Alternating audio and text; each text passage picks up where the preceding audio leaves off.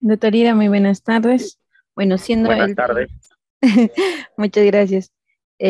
Bueno, el día de hoy nos encontramos ya en el turno de la tarde con este curso que ya estábamos programados a las 12 en punto con la ponencia del doctor Lira, Humberto Lira. Él nos dará el tema del día de hoy de actualización de la terapia nutricional de paciente crítico. Antes de poder pasar a la ponencia, vamos a presentar un poco de la historia de este médico. Es el doctor Lira, es jefe actualmente de la unidad de soporte fármaco nutricional especializado del Hospital Nacional 2 de Mayo. Ha sido PATS jefe del Servicio de Cuidados Intensivos también del Hospital Nacional 2 de Mayo. Tiene una maestría en nutrición médica por la Universidad Cardenal Herrera de España. Tiene una maestrando en la nutrición clínica de la Universidad Nacional Mayor de San Marcos. Miembro de la Asociación de Terapia Nutricional ASPETEN, miembro del Consejo Directivo de la Sociedad Peruana de Medicina Intensiva, presidente del capítulo Terapia Metabólica y Nutricional del Paciente Crítico, SOPEMI, y miembro de la Asociación Peruana de Rehabilitación y Trasplante de Intestino, ASPERTI. Bueno, con todo esto, de verdad, pequeño relato del doctor, le damos pase al doctor Humberto Lira. Gracias. Gracias, licenciada Selene. Para mí es un placer dirigirme a todo el auditorio. No sé si me puedes ayudar con la presentación. Sí, doctor.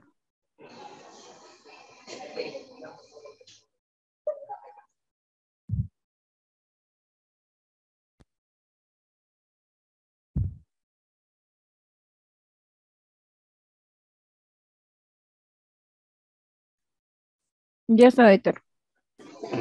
¿Me avisas? Bueno, no sé, falta creo colocar la pantalla completa.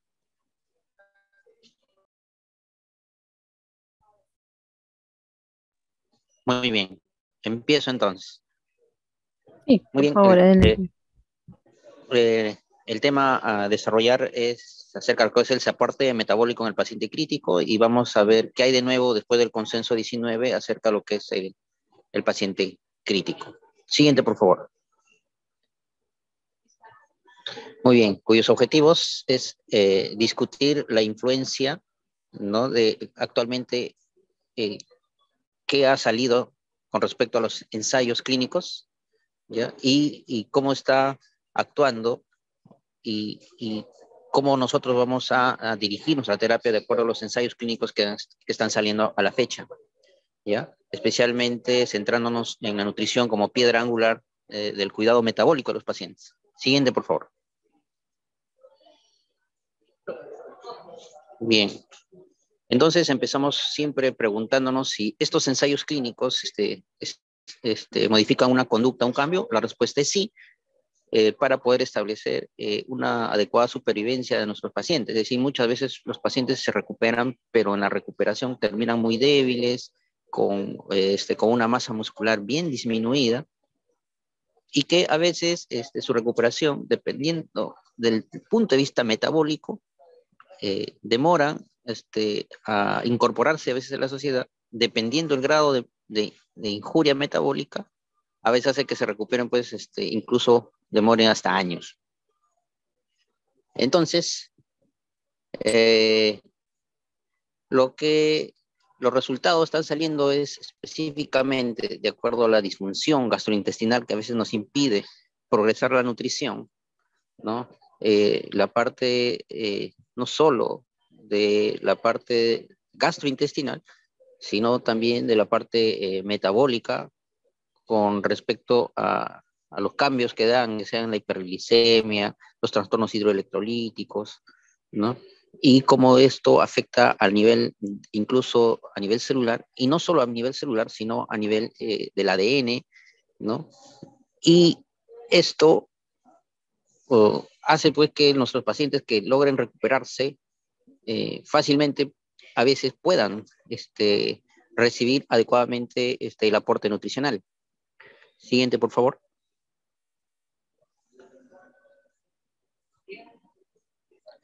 Siguiente.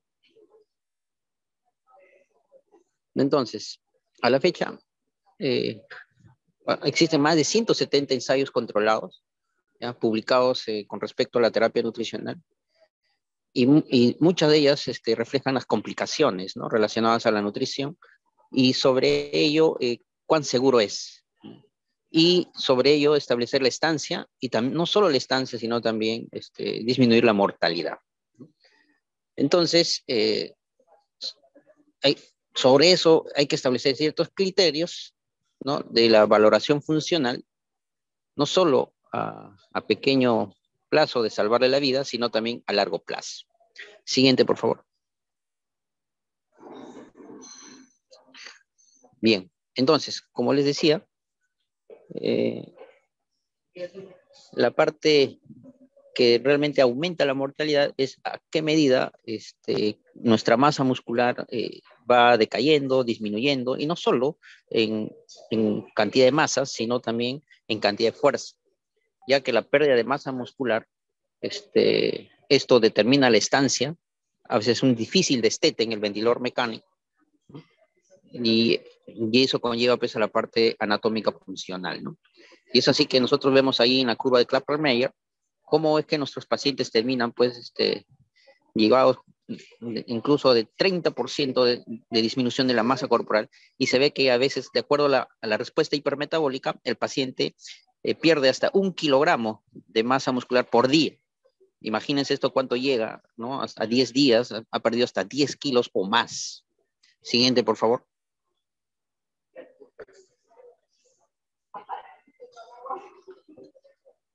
Entonces, ¿no? Entonces, ¿qué consecuencias trae la pérdida de la masa muscular, ¿no? Entonces, primero, ¿no?, el 10% de ellos se reduce la función inmune, y ello pues conlleva a riesgo de infecciones y de sobreinfecciones. El 20% de pérdida entonces empeora incluso la cicatrización de las heridas en caso de los pacientes quirúrgicos, y el 30% de pérdida de masa muscular entonces aumenta pues relativamente el riesgo de infecciones, ¿no? Y si se pierde el 40% de masa muscular, e incluso aumenta la mortalidad. Siguiente, por favor.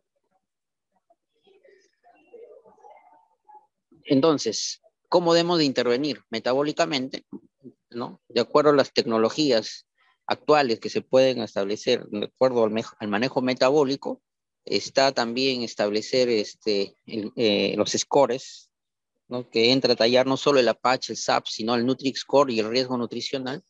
Entonces, esto ha hecho posible que el paciente, que adecuadamente se le dé un soporte metabólico, eso se tiene que diferenciar de acuerdo al soporte nutricional, porque a veces nosotros no nutrimos en la UCI, sino damos soporte metabólico. ¿Y para qué? Para evitar trastornos metabólicos y así evitar más desgaste muscular, ya que ello hace que a medida que se controle mejor el metabolismo, captando mejor los nutrientes, hace pues que exista una mejor recuperación. Siguiente, por favor.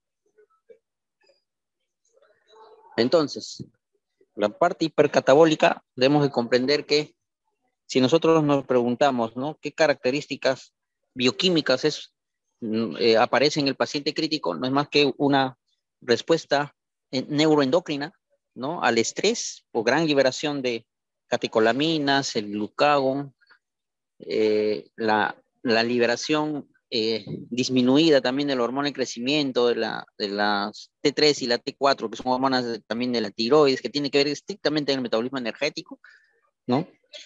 Y también esto activa al sistema inmunológico, y esta respuesta y esta liberación de citoquinas que posteriormente se va a dar hace pues que el paciente rápidamente entre en un estado de canibalismo, ¿no? Y donde el órgano que va a sufrir más es el músculo, justamente. Siguiente, por favor.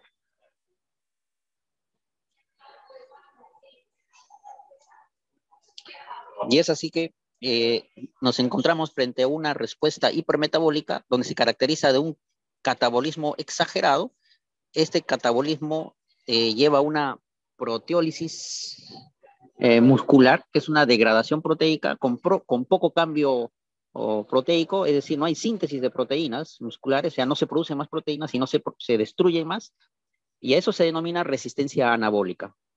Esta resistencia anabólica hace que a veces, por más que suministres proteínas para evitar esa destrucción muscular, mientras que existe una resistencia, no va a ser captado, ¿ya? No va a captar el músculo, y por lo contrario, al no captar el músculo,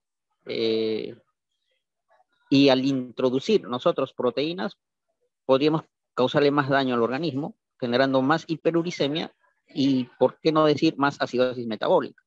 Entonces tenemos que entender todos estos cambios metabólicos para poder suministrar no solo proteínas, sino también calorías, porque también está asociado a la hiperglicemia y sabemos que la hiperglicemia aumenta la mortalidad. Siguiente, por favor. Aquí podemos observar en esta lámina cómo es que el músculo provee al hígado a través del mecanismo de la gluconeogénesis y primeramente la glucogenólisis, ¿no? Sustratos energéticos. Sabemos que la glutamina y la alanina son aminoácidos gluconeogénicos, es decir, de estos aminoácidos, el hígado lo va a transformar en glucosa. ¿Para qué? Para que, como un mecanismo adaptativo, entonces el organismo, pues, por esa demanda metabólica y energética, utilice pues la glucosa. Pero como hay trastorno metabólico, no se va a utilizar por la resistencia a la insulina. Y esto lleva a mayor hiperglicemia muchas veces en una forma descontrolada y eso es lo que prácticamente aumenta la mortalidad. Y esto es lo que debemos evitar. Es por eso que en las primeras semanas de nutrición debemos de dar unas cargas energéticas muy mínimas. A eso se denomina nutrición hipocalórica o nutrición o hiponutrición o nutrición trófica, también como le han denominado. Siguiente, por favor.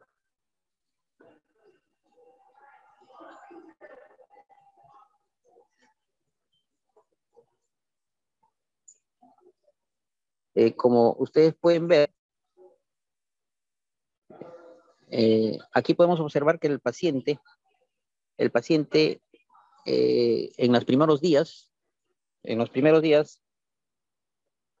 de la fase crítica, consume más, lógicamente, glucosa, posteriormente va utilizando grasas y en fase recuperativa el principal nutriente va a ser pues los ácidos grasos, no va a ser ni los carbohidratos ni las proteínas, sino los ácidos grasos. Las proteínas se incorporará al paciente cuando generamos movimiento. Si el paciente no le estimulas en movimiento, no le das medicina física y rehabilitación, jamás se va a recuperar ese músculo.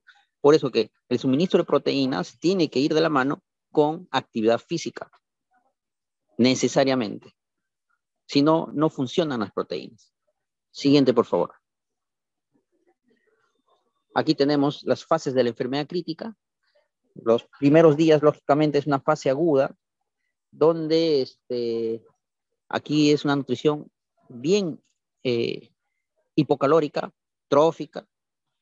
Al tercer y al séptimo día se debe ser una nutrición, mantener la hipocalórica, pero con un mecanismo de underfeeding que se dice que no dar más que el 50%. Si el paciente disminuye su carga inflamatoria, es decir, se recupera, ahí recién podemos incorporar más del 50%, con un objetivo o una meta calórica de 20 kilocal por kilo, ¿no? Y poder llegar después del séptimo día, donde ya prácticamente el paciente ha desinflamado, podemos asegurar metabólicamente que el paciente estaría en un anabolismo y así el organismo podría sintetizar más proteínas del aporte que podemos dar. Nosotros damos proteínas para que el cuerpo produzca otras proteínas. Por ejemplo, la albúmina, ya que el paciente hace una hipoalbuminemia severa, y no solo ello, ¿no? Sino toda la cadena que necesita el organismo, ¿no? Porque nuestro organismo estructuralmente funciona pues, con enzimas, hormonas, y todas son proteínas. Entonces, imagínense la gran demanda proteica que tiene el paciente, pero no porque tenga esa gran demanda proteica, le vas a suministrar una nutrición hiperproteica, porque cuando está en fases críticas, simplemente el organismo no la utiliza. Por querer mejorar a veces el estado nutricional, suministramos grandes aportes calóricos o grandes aportes proteicos y como metabólicamente el cuerpo no la utiliza, le estaríamos generando más daño. Es por eso que en estas fases críticas el aporte debe ser una hiponutrición y según los estudios y análisis de los ensayos controlados que han sido publicados a la fecha, entonces plantea que debe ser incluso una nutrición hipoproteica. Después todavía, cuando ya el paciente está en rehabilitación, se debe de incrementar recién el aporte proteico, incluso llegando hasta 2 gramos por kilo. Siguiente, por favor. Aquí podemos encontrar entonces el gran conjunto, ¿no? Y cantidades de metabolitos que se puedan, que entra el paciente en esa, en esa en ese cambio metabólico, ¿no? Gran cantidad de enzimas, ¿no? Y de metabolitos y de sustratos que se va liberando, ¿no? Incluso influye incluso hasta la parte del ADN, como yo les mencionaba, ¿no? Bien, siguiente, por favor.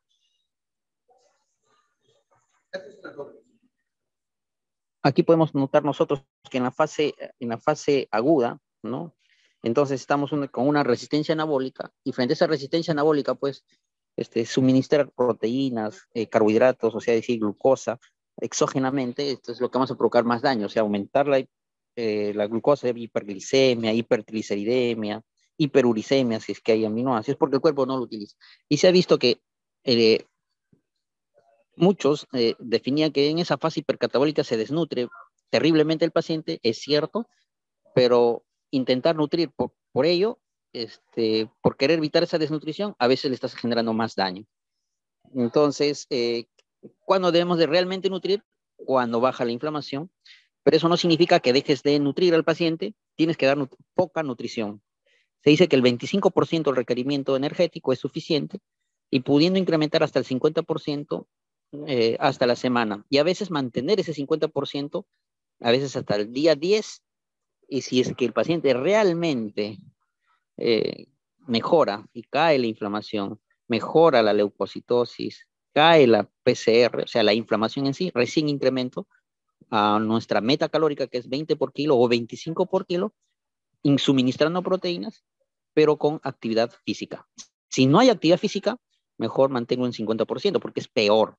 Porque por eso que hay la gran necesidad de medicina física y rehabilitación. Siguiente, por favor.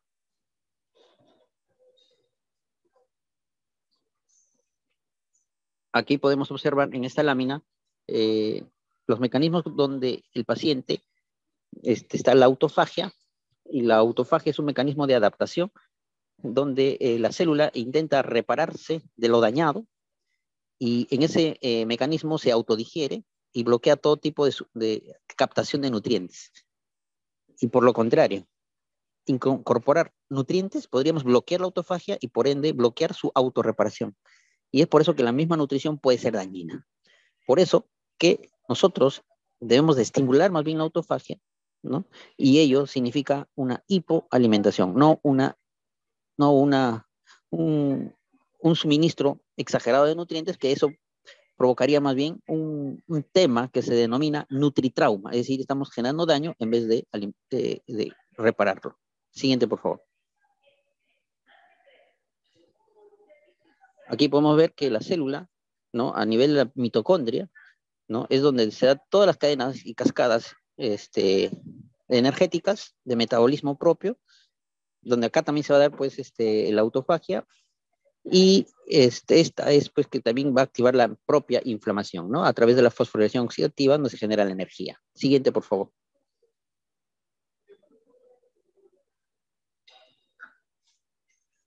En febrero de este año se publica el estudio France, donde observa pues que en la primera semana administrar más del 25% kilocalorías, ¿no? Aumentó la mortalidad, ¿no? Este es un estudio francés donde se estudió pues eh, eh, el suministro de energía y proteínas en la primera semana, ¿no?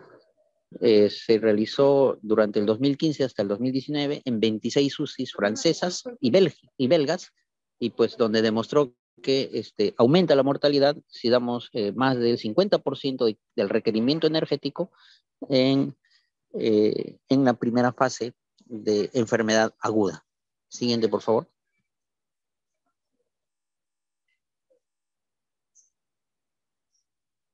¿No? Aquí puedes observar, ¿no? Acá está el grupo de los pacientes, cómo es que los pacientes se van deteriorando, ¿no? ¿No? Y los pacientes aumentó la mortalidad pues a los 28 días y entonces una fuerte asociación de mortalidad y más todavía en pacientes jóvenes y más todavía si tienen más fallas orgánicas. Entonces, esto está sujeto no solo a la nutrición enteral, también a la nutrición parenteral temprana, y es por eso que nosotros, la nutrición parenteral deberíamos postergarla a la segunda semana en normonutrido. Esto es en pacientes normonutridos, muy diferentes en el paciente desnutrido, por eso tenemos que hacer valoración nutricional, porque el paciente desnutrido no hay autofagia que valga, ¿ya? Ya no hay autofagia en el desnutrido. Este del estudio France es en pacientes normonutridos, ya que en el paciente desnutrido se debe de empezar también, incluso con nutrición parenteral, pero con el mecanismo estricto, ya con el mecanismo de underfeeding, es decir, por, este, al desnutrido también hay que manejarlo con hiponutrición. Siguiente, por favor.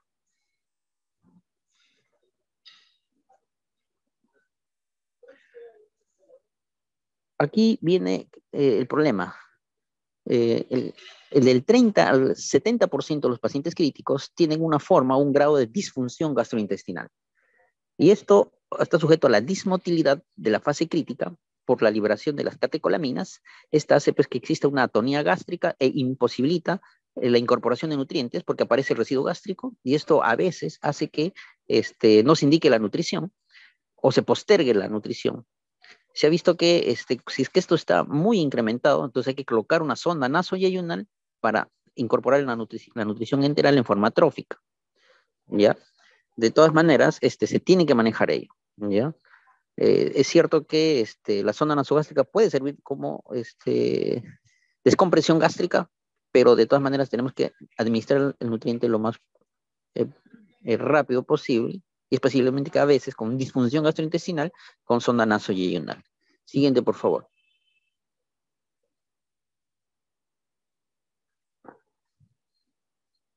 Entonces es muy importante observar porque la disfunción gastrointestinal e incluso fue asociado con mortalidad, porque esto es realmente lo que lleva a la desnutrición.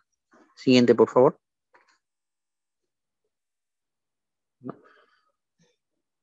Aquí vemos que los que tienen mayor cantidad de disfunción gastrointestinal son pacientes, pues, no solo quirúrgicos, sino también en pacientes eh, eh, que tienen algún grado de isquemia mesentérica, o sea, es decir, trombosis mesentérica, donde hay también biomarcadores serológicos, la citrulina, hablamos de la proteína análoga de los ácidos grasos de la mucosa gástrica, que esta los podría representar incluso con necrosis intestinal. Siguiente, por favor. Entonces, no solo por el otro lado está la autofagia, sino por el otro lado está el microbioma. El microbioma también juega un rol importante, ya que cuando hay una disfunción gastrointestinal, sabemos que los microbios que coexisten con nosotros en el tránsito intestinal pues, superan pues, hasta 10 veces nuestra cantidad de células, ¿no? O sea, es prácticamente otro órgano para muchos y el microbioma puede variar, ¿no? Puede variar y esto generar pues translocación bacteriana por retrasar la nutrición y esto provocar pues más daño, incluso más sepsis porque las bacterias translocan al intestino, pudiendo llegar incluso hasta los pulmones y dañar pues a todo el organismo, prolongando la sepsis, ¿no? Por eso se dice que el intestino es el órgano motor de la sepsis. Siguiente, por favor. Entonces, el microbioma sufre por una disbacteriosis, y hay una pérdida de especificidad de las vellosidades intestinales, ¿no? Donde se convierte pues en un patobioma, ¿no? ¿No? Porque las protobacterias incluso proliferan, ¿no? Entre ellas el Acinetobacter. Siguiente, por favor. Entonces, ahí está la microbiota a través de la disbiosis y afecta a todo nivel, pudiendo aumentar incluso la resistencia anabólica, la inflamación, la disfunción mitocondrial, el estrés oxidativo, la resistencia a la insulina, y toda esa disbiosis pues lleva a la sarcopenia, o sea, debilitando más incluso el músculo. Por eso que es innecesario la nutrición precoz, pero en pequeñas cantidades. Siguiente, por favor. A veces se dice que es suficiente la nutrición trófica. Entonces, la nutrición general promete preservar el microbioma durante la enfermedad crítica y muchas veces puede haber complicaciones como la diarrea y muchas veces han planteado utilizar probióticos, pero no ha sido efectivo en los pacientes críticos. Siguiente, por favor. Entonces, ¿qué entendemos por gestión individualizada? Se entiende que todo paciente es diferente, porque tienen diferentes patologías, diferentes fases, y entre ello debemos de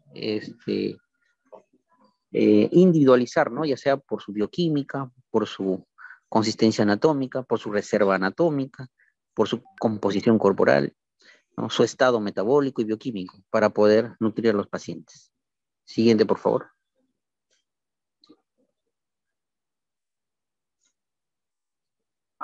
¿Es relevante la subalimentación permisiva? Sí es. Esto ha disminuido la mortalidad, no por querer mejorar la nutrición hay que dar más nutrientes, sino mantener pues una subalimentación permisiva, es decir, muchas veces solo dar el 40 o el 60, entre el 40 y el 60% del requerimiento, con un máximo del 70% del requerimiento.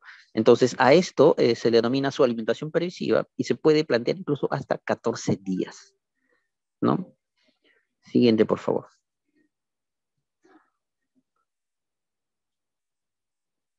Ahora, otra pregunta que siempre, ¿se puede administrar nutrición enteral en shock?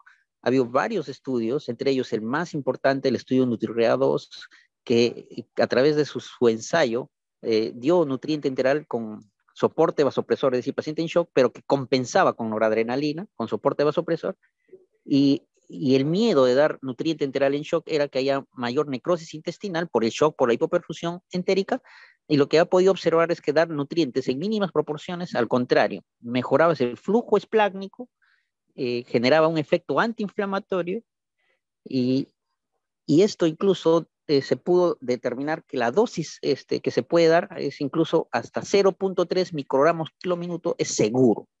Es decir, si ustedes sacas por peso, de dar nutriente enteral, por peso, si pesas 70 kilos, hasta 0.3 microgramos por kilómetro, incluso nos representa hasta 18 o hasta 20 cc hora. Es seguro, ¿no? No es necesario pues que esté a menos, ¿no? Es seguro dar el nutriente enteral en shock compensado con noradrenalina, incluso a altas dosis. ¿Ya? Pero debe ser una nutrición trófica y bien permisiva, es decir, 10 cc por hora o 20 cc por hora como máximo, si a medida que va disminuyendo la infusión de catecolaminas, pero manteniendo esa nutrición trófica que es hasta 20 cc por hora. Si es que sale del soporte vasopresor y tiene lactato menos de 1.4, ahí sí recién podemos incrementar el volumen, es decir, de 20 cc por hora a 30 cc por hora progresivamente, ¿no? Okay. Es seguro entonces dar nutrición enteral en shock. Siguiente, por favor.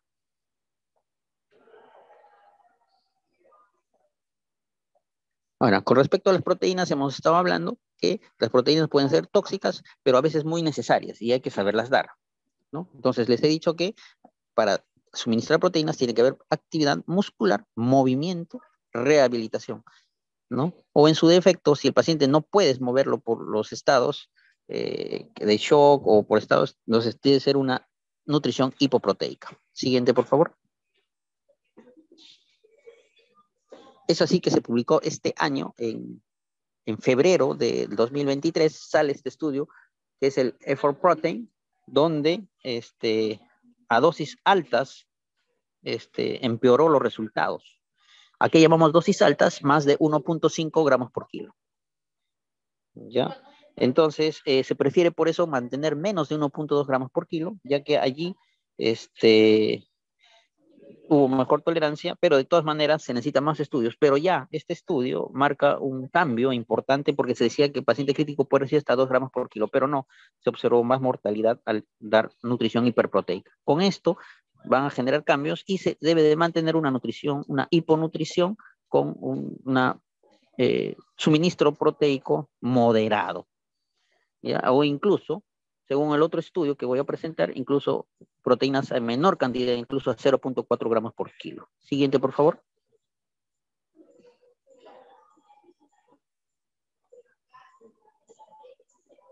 Entonces, a veces preguntan, ¿y qué pasa con los otros nutrientes específicos? Específicos le llamamos a los micronutrientes. No es necesario, a menos que el paciente tenga persistencia crónica de la inflamación, después de 15 días o de 20 días, ahí sí tendríamos que suministrar a veces micronutrientes de altas dosis como vitaminas o micronutrientes como selenio o como manganeso, zinc, etcétera. O incluso hablan de vitamina C, pero esto tendría que haber cuando se demuestre pues que haya una depresión de micronutrientes, ¿no? Siguiente, por favor.